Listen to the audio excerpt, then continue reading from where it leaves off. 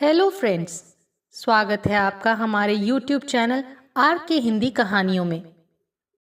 आज की कहानी है सौतेले लोग। कौशल के जीवन में जैसे कोई सुनामी आ गई थी। वो अपने दफ्तर के दौरे पर थे। पत्नी अंकिता बच्चों को स्कूल भेजकर घर की साफ सफाई कर रही थी। आज जाने उसे क्या सूझा था कि उसने घर को धो डालने का प्लान बना लिया था। जैसे ही उसने पाइप लगाकर कमरे में पानी डाला, अचानक बिजली आ गई। उसे आहट भी नहीं हुई होगी कि बिजली उसकी मौत का पैगाम लेकर आई है।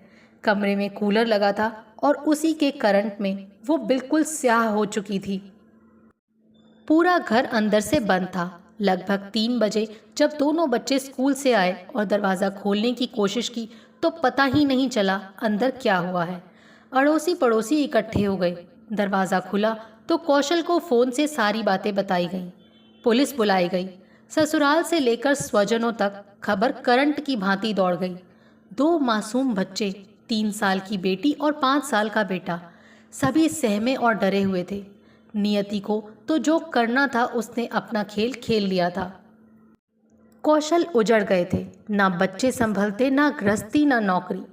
दोनों बच्चों को उन्होंने ननिहाल भेज दिया था। तब उन्हें अपनी माँ की बड़ी याद आई थी। 1 वर्ष पहले ही उनकी मौत हुई थी। वो होती तो बच्चे आज बिना घर घाट के नहीं रहते। कौशल का सब कुछ लुट चुका था। दिमाग और दिल से भी वो डर गए थे। पत्नी का नीला वर्ण उनकी आंखों से दूर नहीं हो पा रहा था। कौशल की नज़र अब अखबारों में छपने वाले वैवाहिक विज्ञापनों और मैरिज पोर्टल्स पर भी जाती, पर उनकी नैया को दोबारा कौन पार उतारेगा। कहीं आस नहीं बनती। ड्यूटी पर जाते तो दोनों बच्चों का मासूम चेहरा याद आता, पत्नी का स्नेह याद आता। सोचते कि अब जाने कैसे होंगे दोनों। वो जब भी ससुराल जाते उन्हें दोनों बच्चों के रूखे बाल दिखाई देते और उनके भोले प्रश्न उन्हें अंदर से कुरेद देते। पापा, हम आप लोगों के साथ क्यों नहीं रहते? मम्मी रहती तो हम लोग आपके पास ही होते ना। उन्हें बच्चों से अलग रहना इसलिए भी नहीं भाता कि ये उनके अक्षर ज्ञान का समय था। माँ नहीं है और पिता भी इतनी दूर, इससे वो तड़प जाते। 1000 कोशिशों के बाद जो रिश्ते मिलते उनमें संदेह ज़्यादा, जबकि संभावना कम दिखाई देती। एक टीचर उनसे ब्याह के लिए राज़ी थी। उसका नाम था कला। उससे कौशल कुमार ने शादी से संबंधित बातें की। वो बहुत ही व्यस्त टीचर थी। स्कूल में पढ़ाने के बाद भी बच्चों के 3 बैच उससे ट्यूशन पढ़ने आते। उसके लिए शादी सामान्य सी बात थी। क्या हुआ? आपके 2 बच्चे हैं तो वो भी मेरे साथ मेरे ही स्कूल में पढ़ लेंगे। मैं शादी के लिए राज़ी हूँ, पर नौकरी छोड़ पाना मेरे लिए संभव नहीं होगा। कौशल कला की नौकरी छोड़ने वाली बात को दिल से लगा बैठे थे। बच्चों के लिए माँ ढूंढ रहे थे, पर माँ कहाँ मिली। वो तो मास्टरनी ही होगी। टुकुर टुकुर बेचारे बिना मुंह के बच्चे देखते रह जाएंगे। मम्मा खीर बनाओ। बेटा तो मम्मी से पीले चावल की फरमाइश करता था। बच्चे नहीं खाते तो पत्नी सुबह ही पुआ पूरी बनाकर खिला देती थी। अब सिर्फ उंगली पकड़कर तीनों भागते ही नजर आएंगे। उनकी आंखों के कौर भीग गए। कौशल की चिंता जायज थी। एक जीवन खुशियों से भरा था, दूसरा डरावना महसूस हो रहा था। 2 नादान मासूम बच्चे और हजारों प्रश्नों से घिरे कौशल। किसी ने उन्हें दूसरी लड़की का पता भी बताया, पर मालूम हुआ उसके तो विवाह पूर्व ही प्रेम प्रसंग काफ़ी चर्चे में है। वो भी कौशल से ब्याह करना चाहती थी।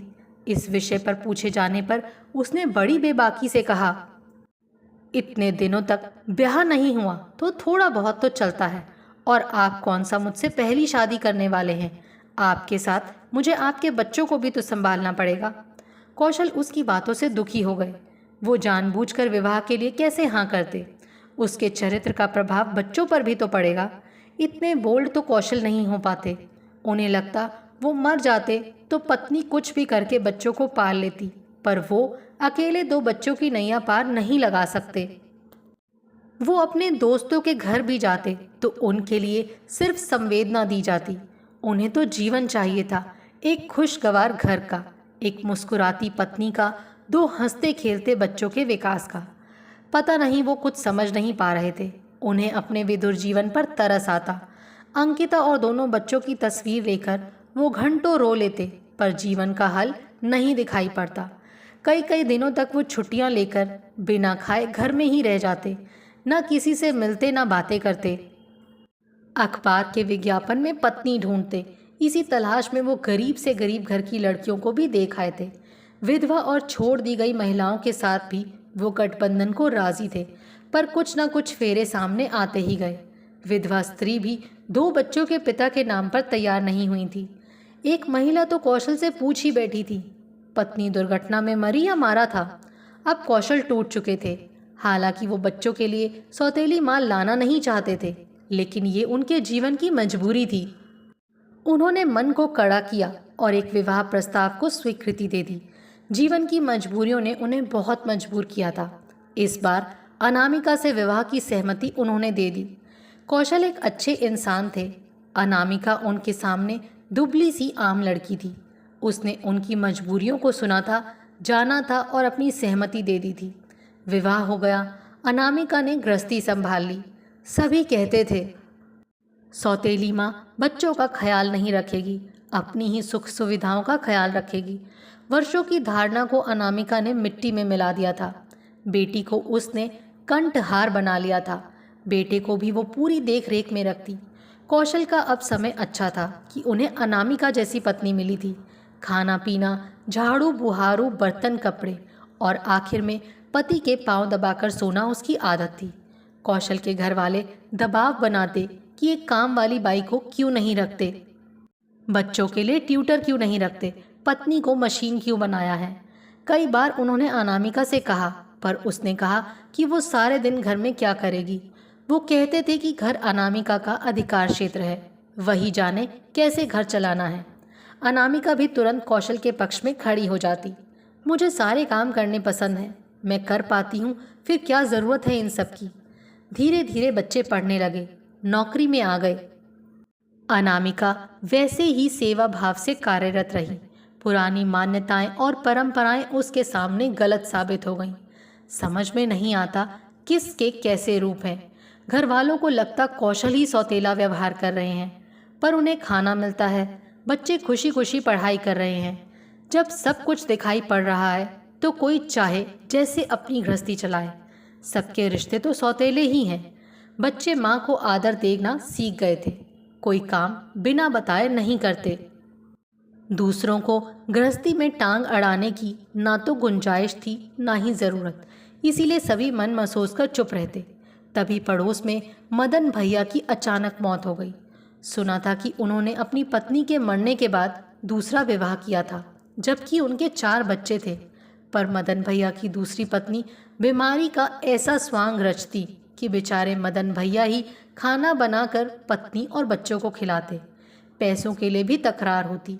इसी बीच मदन भैया को हार्ट अटैक हो गया। अब पत्नी सौतेले बच्चों से बात भी नहीं करती। कैसे चलेगी गृहस्थी उन 5 की। मदन भैया के क्रियाक्रम के बाद लोग क्या कहेंगे, समझ में नहीं आया। पर अनामिका की सेवा, उसकी कर्तव्य निष्ठा ने सारे रिश्तों को मात दे दी थी। अनामिका से जब मुलाकात हुई तो उसने हंसते हुए कहा, दीदी, हर कोई अपना अपना वर्तमान बनाता है। क्या फ़र्क पड़ता है अगर मैं सुबह से शाम तक खटती हूँ। ऐसा तो हर माँ करती है। मेरी माँ भी किया करती थी। फिर मेरा तो परिवार ही छोटा है। तब लगने लगा कि कौशल मेरी नज़रों में पत्नी के साथ जो सौतेला व्यवहार करता है वो सौतेला नहीं बल्कि मोहब्बत से भरा अपनापन है। मैं अपने नज़रिए से उनका अपनापन नहीं जान पाई थी। आखिर मैं भी कितना जानती थी अनामिका और कौशल को, पर मुझे उनके बीच सौतेलापन दिखाई पड़ता था।